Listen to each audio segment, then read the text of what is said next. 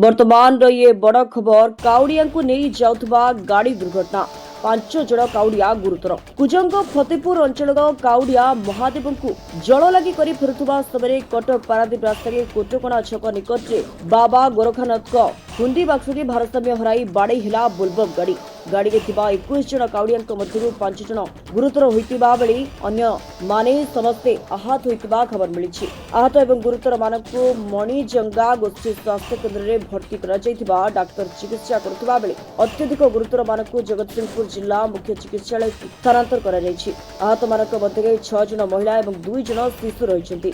एमाने नयागढ़ पानी ढाली कुजंग फतेपुर अंचल को फेरुवा बेले वर्षा सांगक अंधार थिबारु गाड़ीटी भारसाम्य हराई रास्ता कड़के थिबा गोरखनाथकर सिमेंट हुंडी पिटी होई दुर्घटनाग्रस्त होइतला। घटनास्थल अग्निशम बाहिनी और स्थानीय लोके पहुंची आहत मानक उद्धार कर स्थानीय मणिजंगा गोष्ठी स्वास्थ्य केन्द्र में भर्ती करथिबा बेले गुरुतर मानक जिला मुख्य चिकित्सालय को पठाई दिया जायछि।